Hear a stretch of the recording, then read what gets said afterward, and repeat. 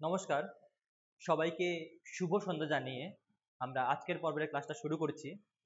বিগত ক্লাসে আমরা ভগবান বুদ্ধের যে প্রথম জীবন ছিল সেটা নিয়ে আমাদের আলোচনা সম্পন্ন করেছি।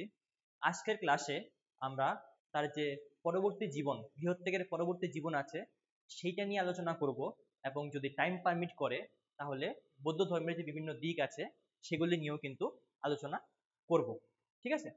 তো ইতিমধ্যে আমরা দেখেছি যে ভগবান বুদ্ধ গৃহত্যাগ করেছেন, তার কণ্টক নামে ঘোড়ার পিঠে চড়ে পিছনে ছেড়ে গেছেন কপিলাবস্তুর রাজ সিংহাসন, তার স্ত্রী যশোধরা বা যশোধরা বা আম, গোপাকে এবং তার পুত্র রাহুলকে। ঠিক আছে? এবং যে চারটি দৃশ্য দেখে উনি অত্যন্ত অনুতপ্ত হয়েছিলেন, সেই চারটা দৃশ্য ছিল কি সেগুলিও আমরা আলোচনা করেছি। এইবার গৃহত্যাগের পরে তার সাথে কি ঘটেছিল এবং কিভাবে তিনি সিদ্ধার্থ থেকে বুদ্ধ হয়ে উঠেছিলেন সেটাই হবে আমাদের আজকের ক্লাসের মূল আলোচ্য বিষয়। ঠিক আছে? So without any kind of delay শুরু করছি আমরা আজকের ক্লাস। আজকে আমরা শুরু করছি ভগবান বুদ্ধের বুদ্ধত্ব লাভ। ঠিক আছে?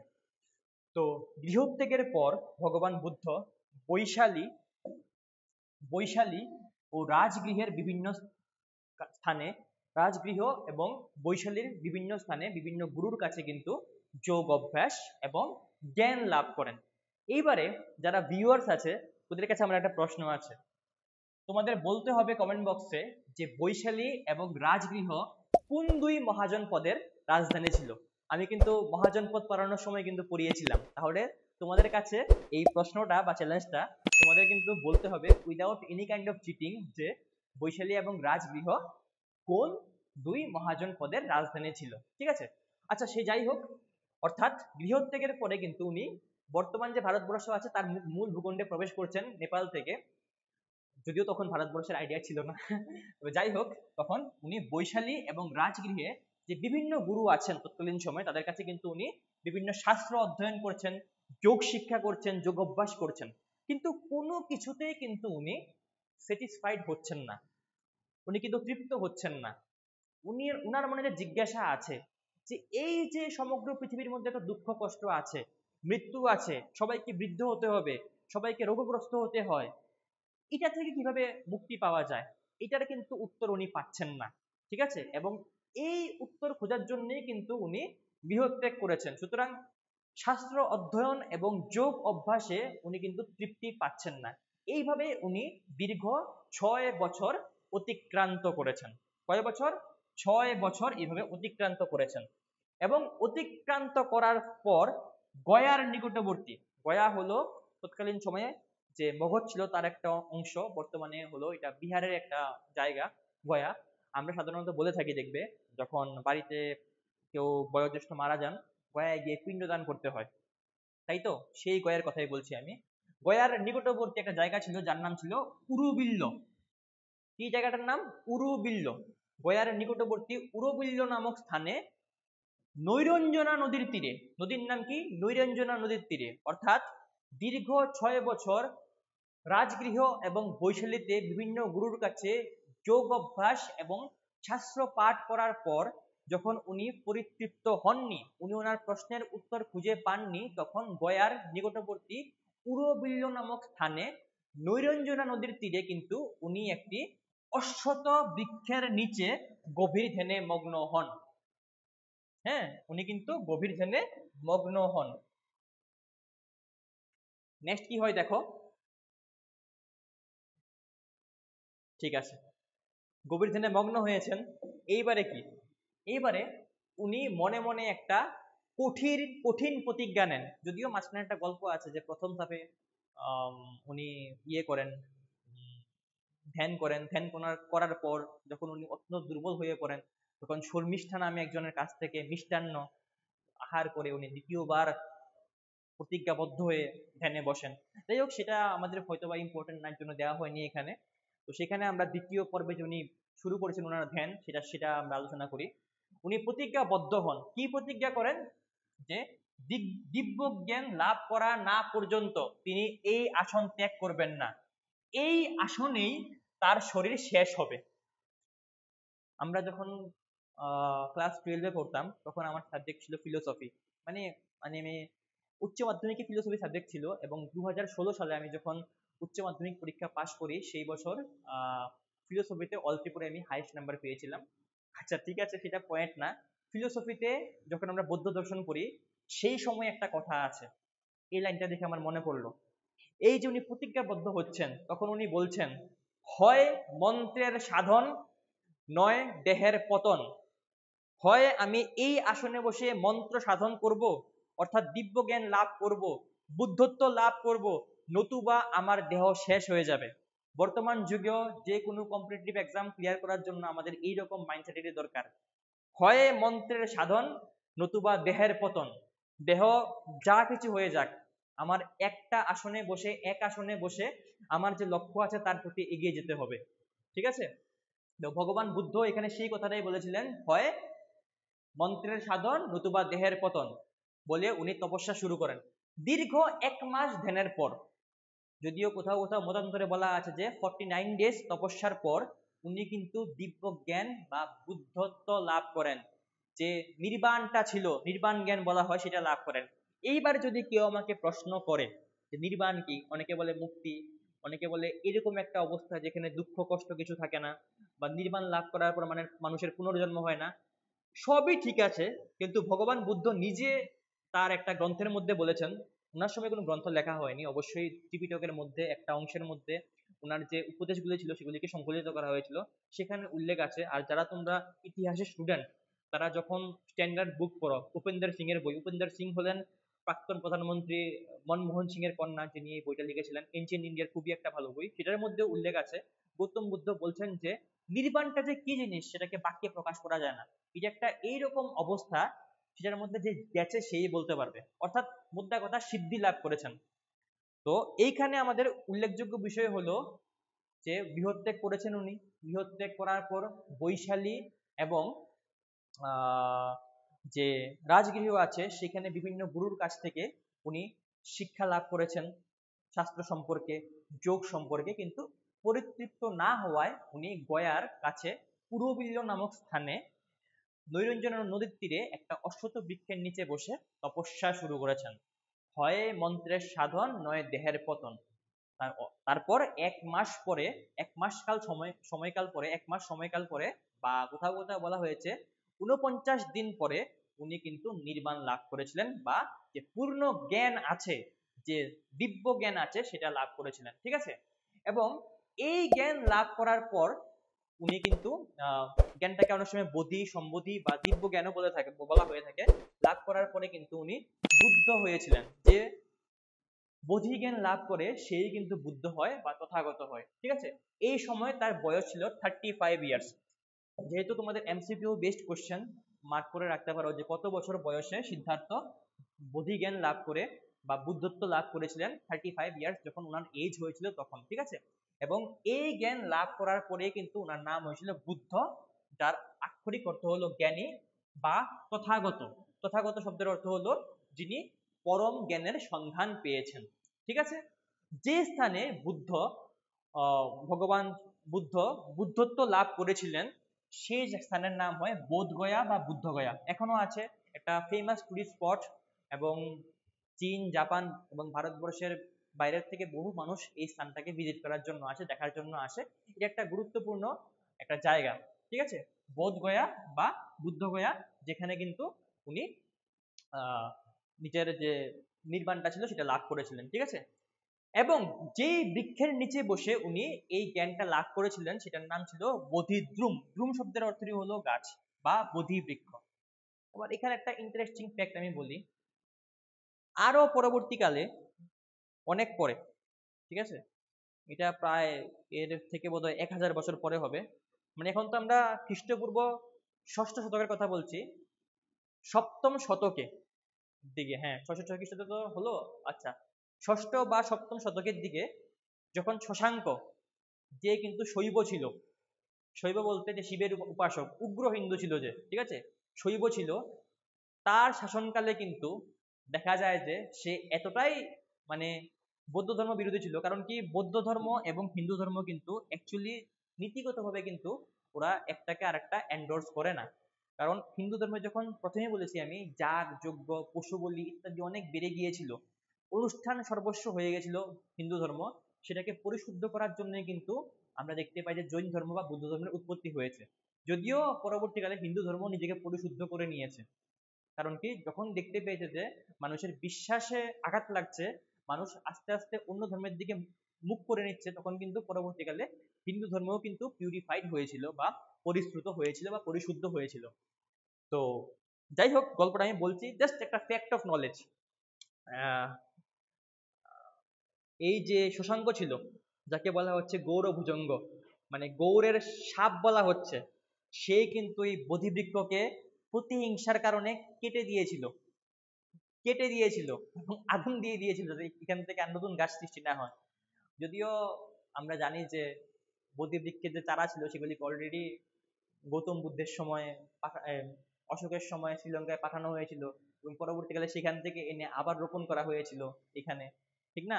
তো একটা ফ্যাক্ট আর কি, যে বোধিবৃক্ষ কিন্তু শশাঙ্ক কেটে দিয়েছিলেন, গোড়া থেকে কেটে দিয়েছিলেন এবং গোড়া তুলে আগুন দিয়ে দিয়েছিলেন। তো একমাত্র যে শুধুমাত্র বর্তমান যুগের মধ্যেই অনেক সময় ধর্ম নিয়ে হানাহানি হয় সেটা না, আগেও অনেক হয়েছে, প্রাচীনকালেও ধর্ম নিয়ে অনেক হানাহানি হয়েছে। কিন্তু যারা ইতিহাস পড়ে তারা জানে যে এটা কতটা ফেটাল হতে পারে, মারাত্মক হতে পারে। তো সময় থাকতে সবাইকে সচেতন হতে হবে, এবং ধর্মের নামে যাতে কোনো রকম বিভেদ না হয় সেটার প্রতি আমাদের অবশ্যই সচেষ্ট থাকতে হবে।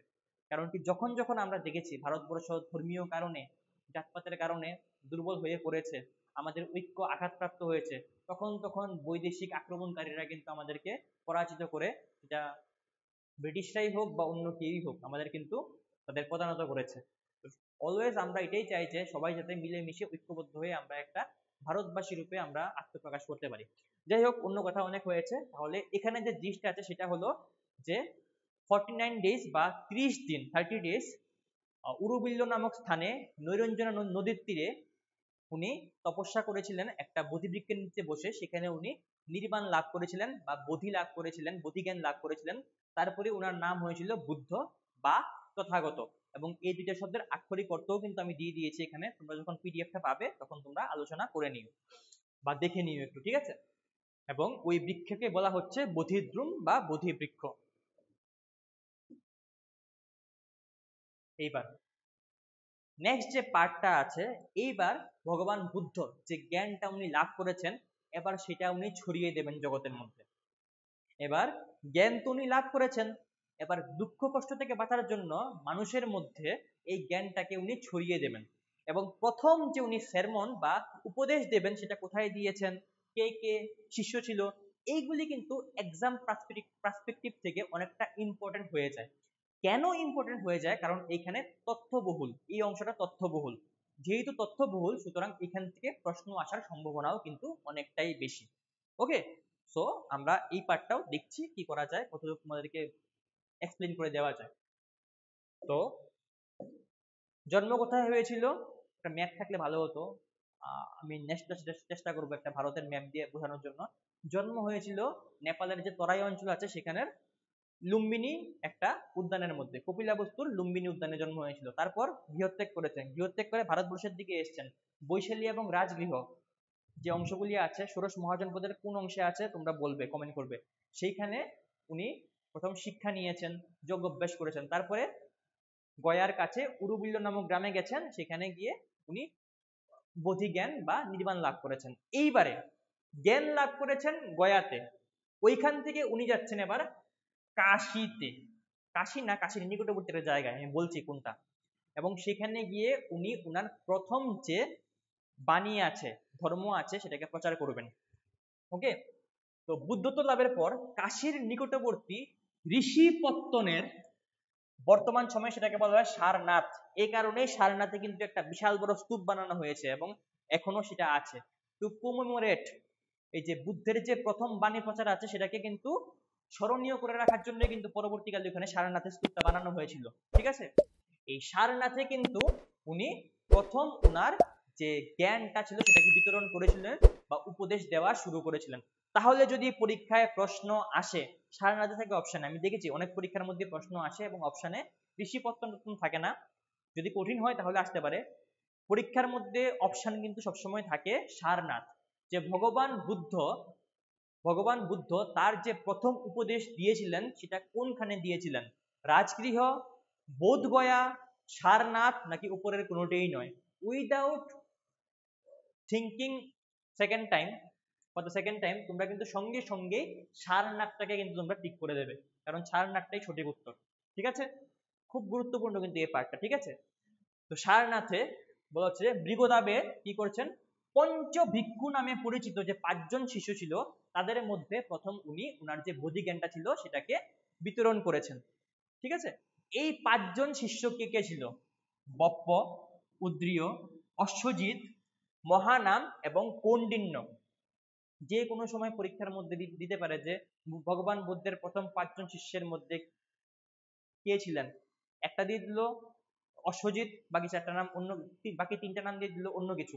ঠিক আছে, বা সবগুলি নাম 3টা নাম দিল এখান থেকে, অন্য একটা দিয়ে বললো যে এদের মধ্যে কে ভগবান বুদ্ধের প্রথম 5 জন শিষ্যের মধ্যে ছিলেন না। ঠিক আছে, সেই ক্ষেত্রে আমাদের একটু গুরুত্বের সঙ্গে ফ্যাক্টগুলি পড়তে হবে, যাতে পরীক্ষার মধ্যে আসলে আমরা সেগুলিকে রিকল করতে পারি। আবার বলছি, শিষ্যদের নাম বপ্প, উদ্রিয়, অশ্বজিৎ, মহানাম এবং কৌন্ডিন্য। ঠিক আছে, তো এখান থেকেই কিন্তু উনি ওনার যে as a teacher, as a গুরু, উনি ওনার জ্ঞান বিতরণ শুরু করছেন সারনাথ থেকে। ঠিক আছে, এবং এই যে ধর্মপ্রচারের সূচনা, এটাকেই বলা হচ্ছে ধর্মচক্র প্রবর্তন। ধর্মচক্র প্রবর্তন কনসেপচুয়াল কোশ্চেন আসতে পারে, ধর্মচক্র প্রবর্তন বলতে কি বুঝো। ঠিক আছে, জ্ঞান লাভ করেছেন উনি, সেটা নির্বাণ। উনি যখন মারা যাচ্ছেন সেটা মহাপরিনির্বাণ। আর যখন উনি জ্ঞান দেওয়া শুরু করছেন, শিষ্যদেরকে উপদেশ দেওয়া শুরু করছেন প্রথমবারের মতো সারনাথে, সেটাকে বলা হচ্ছে ধর্মচক্র প্রবর্তন। ঠিক আছে, এবং এই যে ধর্মচক্র প্রবর্তন করেছেন, এরপর দীর্ঘ 45 বছর উনি উত্তর পূর্ব ভারতের, উত্তর পূর্ব ভারত নর্থ ইস্ট ইন্ডিয়া না, মানে আমি এখানে আসাম মেঘালয়ের কথা বলছি না, নর্থ ইন্ডিয়া এবং ইস্ট ইন্ডিয়ার যে অঞ্চলগুলি আছে, বিহার, উত্তরপ্রদেশ, তারপরে নর্থ ইন্ডিয়ার যে বিভিন্ন রাজ্যগুলি ছিল তৎকালীন সময়ে ষোড়শ মহাজনপদের, ওইখানে কিন্তু উনি বিভিন্ন স্থানে ঘুরে ঘুরে সারা বছর, বুদ্ধদেব সারা বছর শিষ্যদেরকে নিয়ে উনি কি করতেন, সবাইকে জ্ঞান বিতরণ করতেন, ধর্মপ্রচার করতেন।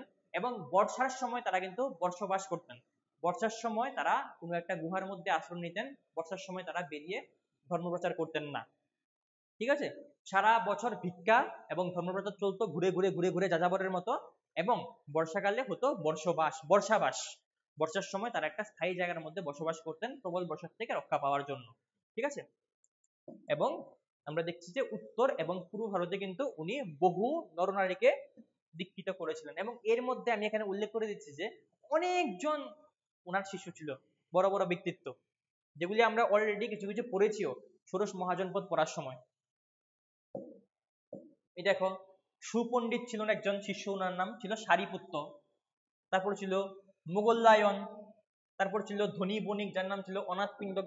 এগুলি একটা একটা শিষ্যের সঙ্গে এক একটা স্টোরি আছে, যে কিভাবে ওকে উনি জ্ঞান দিয়েছেন, কিভাবে ওকে উনি প্রথম, এমন হচ্ছে যে ও তো বুদ্ধদেবকে বিশ্বাসই করছেন না, অজাত শত্রু, বুদ্ধদেবকে বিশ্বাসই করছেন না প্রথম অবস্থায়। তারপরে যখন ওনার সঙ্গে কথাবার্তা বলেছেন, ওনাকে কনভিন্স করেছেন বুদ্ধ, তখন গিয়ে উনি বুদ্ধদেবের কাছে শিষ্য হচ্ছেন বুদ্ধদেবের। ঠিক আছে, তো এখানে আছে সুপণ্ডিত সারিপুত্রের কথা আছে, মোগল্লায়নের কথা আছে, ধনী বণিক অনাথপিণ্ডকের কথা আছে, নাপিত আছে, উপালি কিন্তু ওনারা একজন খুবই গুরুত্বপূর্ণ শিষ্য। উপালি, আনন্দ, এরা খুবই গুরুত্বপূর্ণ শিষ্য।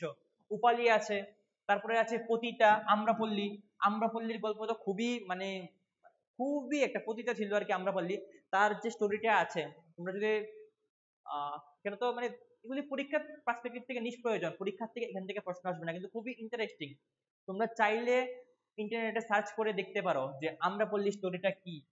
তারপরে নাপিত যে ছিল উপালি, তার স্টোরিটা কি। ঠিক আছে, তারপরে মগধ রাজা, সাধারণ মানুষ, পতিতা যারা একদম নিম্নবর্ণের, নাপিত নিম্ন শ্রেণীর, বণিক, পণ্ডিত, ওইখান থেকে শুরু করে রাজা অব্দি তার শিষ্যত্ব গ্রহণ করেছে। রাজার মধ্যে কে ছিল, মগধরাজ বিম্বিসার, আমরা পড়েছি বিম্বিসার সম্বন্ধে, তারা ছেলে অজাত শত্রু, ষোড়শ মহাজনপদ মগধ পড়ার সময় পড়েছি। ঠিক আছে, তারপরে কোশল রাজ, ষোড়শ মহাজনপদে পড়েছি, প্রসেনজিৎ এবং তার মহিষী মল্লিকা, এবং সকলেই ছিল বুদ্ধদেবের শিষ্যত্ব গ্রহণ করেছিলেন। ঠিক আছে, একটা নাম এখানে নেই, একটা দস্যু ছিল, ডাকাত, যার নাম ছিল অঙ্গুলিমাল। এবার অনেকে বলবে এটা আবার কিরকম নাম অঙ্গুলিমাল। আচ্ছা, এই স্টোরিটা একটু বলে দিই, আমি একটা স্টোরি বলে দিই, তাহলে তোমরা বাকিগুলি পড়তে ইন্টারেস্ট পাবে। অঙ্গুলিমাল ছিল একটা প্রবল দস্যু। আমি অনেক ছোটবেলায় পড়েছিলাম, আমার ঠিক মনেও নেই, যতটুকুই মনে আছে, যদি একটু ভুল হয়ে থাকে আপনারা কমেন্ট বক্সে ঠিক করে দেবেন, ঠিক আছে? স্টোরি তো, হিস্টোরিক্যাল ফ্যাক্ট হলে অবশ্যই আমি শিওর না হয়ে বলতাম না, স্টোরি তো বলছি সেই জন্য বিভিন্নখানে বিভিন্ন রকম ভাবে আছে। তো অঙ্গুলিমাল যে আছে, সে কি করতো, প্রবল দস্যু ছিল, একটা পাহাড়ের মধ্যে থাকতো। সেখানে কি করতো, সে যাকে হত্যা করে লুট করতো তার আঙ্গুলগুলি কেটে নিত, আঙ্গুল কেটে সে গলার মধ্যে মালা করতো। এবার সে সম্ভবত তার কোনো একটা পণ ছিল যে 1000 আঙ্গুলের মালা সে পরবে, বা 1008টা আঙ্গুলের মালা পরবে, এরকম একটা নাম্বার ছিল। হ্যাঁ, তো যখন তার মোটামুটি 1000 মালা হলে মোটামুটি হয়ে এসছে, আর 1-2টো আঙ্গুল দরকার যখন তার, তখন ওর ভয়ে ওই অঞ্চল দিয়ে কেউ আর যাওয়া আসা করে না। ইভেন কি ওর যে মা ছিল অঙ্গুলিমাল, তার মাও তার উপর বিশ্বাস করতো না, মানে এইরকম তার খফ ছিল। এভাবে তার ভয়ে সবাই ভীত সন্ত্রস্ত হয়েছিল, ঠিক আছে? ভগবান বুদ্ধ গেছেন, ভগবান বুদ্ধ, এবার ভগবান বুদ্ধকে বলছে এবার তোকে আমি মেরে তোর আঙ্গুলগুলি নেব, ভগবান বুদ্ধকে বলছেন। তখন ভগবান বুদ্ধকে সে তাড়া করেছে, ভগবান বুদ্ধ তাকে তাড়া করেছে, ভগবান বুদ্ধ দৌড়াচ্ছেন, এক জায়গায় দাঁড়াচ্ছেন, উভয়ে ক্লান্ত হয়ে ভগবান বুদ্ধকে একটু জ্ঞান দিচ্ছেন, উপদেশ দিচ্ছেন। এরকম করতে করতে করতে করতে তার যে মনের মধ্যে যে পাশবিকতা, হিংস্রতা, হিংসা, সেগুলি সবগুলিকে ভগবান বুদ্ধ উপদেশের মাধ্যমে অবদমন করে দিয়েছেন, এবং সে ভগবান বুদ্ধের পরম ভক্ত হয়ে গিয়েছিল। সেটা একটা স্টোরি এরকম আছে, তোমরা দেখতে পারো। সেরকম আম্রপল্লীরও একটা স্টোরি আছে, উপালিরও স্টোরি আছে, ঠিক আছে? তো যাই হোক, ধর্মপ্রচারের পর উনি কি করেছেন, 80 বছর যখন ওনার বয়স হয়েছেন, 35 ইয়ার্স যখন হয়েছিল, তখন উনি বুদ্ধত্ব লাভ করেছেন এবং ধর্মপ্রচার শুরু করেছেন। তারপর পরবর্তী 45 বছর, 35 + 45 = 80, যখন ওনার 80 বছর বয়স হয়েছে, সেই সময় কিন্তু উনি দেহত্যাগ করেছেন, ঠিক আছে? কত খ্রিস্টাব্দে? 486 486 খ্রিস্টপূর্বাব্দে, অর্থাৎ যীশু খ্রিস্টের জন্মের 486 বছর আগে কিন্তু 80 বছর বয়সে উনি মল্ল রাজ্যের রাজধানী, ষোড়শ মহাজনপদে পড়িয়েছি আমি, মল্ল বা মালব, মল্ল রাজ্যের রাজধানী ছিল, সেটা ছিল কুশীনগর। সেটা আমি একটু ভুল বলেছিলাম, আমি তোমাদের কমেন্টের মধ্যে ঠিকও করে দিয়েছি, পিন করা আছে, ইউটিউবে দেখবে কমেন্টটা। কুশীনগরে কিন্তু উনি দেহত্যাগ করেছিলেন, এবং উনি যে দেহত্যাগ করেছিলেন সেটা নিয়েও কিন্তু একটা মর্মস্পর্শী একটা কাহিনী আছে। কেউ কেউ বলে নিষিদ্ধ মাংস ভক্ষণ। উনি তো মাংস ভক্ষণ করতেন না, কিন্তু ওনার একজন শিষ্য ছিলেন যে ভক্তি ভরে ওনাকে অর্পণ করেছিল, নিষিদ্ধ মাংস ভক্ষণ করার ফলে ওনার মৃত্যু হয়েছিল। কেউ বলছে যে মাশরুম খাওয়ার জন্য ওনার মৃত্যু হয়েছিল, ঠিক আছে? তবে যাই হোক, এখানে এটা হলো তার মৃত্যুর কারণ হয়েছিল। তো ইতিমধ্যে আমরা যে ওনার আফটার বুদ্ধত্ব লাভ করার পরে ওনার যে জীবনী ছিল সেটা নিয়ে আলোচনা করেছি, এবং সেই সঙ্গে আমরা ওনার যে ধর্মপ্রচার যে করেছেন উনি বিভিন্নখানে, সেটা নিয়ে আলোচনা করেছি, এবং আমরা আমাদের ক্লাস এখানেই শেষ করছি। পরবর্তী ক্লাসে আমরা বুদ্ধ ধর্মের যে বিভিন্ন দিক আছে সেগুলি নিয়ে আলোচনা করব, বুদ্ধ ধর্মের লক্ষ্য কি এবং অন্যান্য জিনিস কি ছিল সেগুলি নিয়ে। ধন্যবাদ।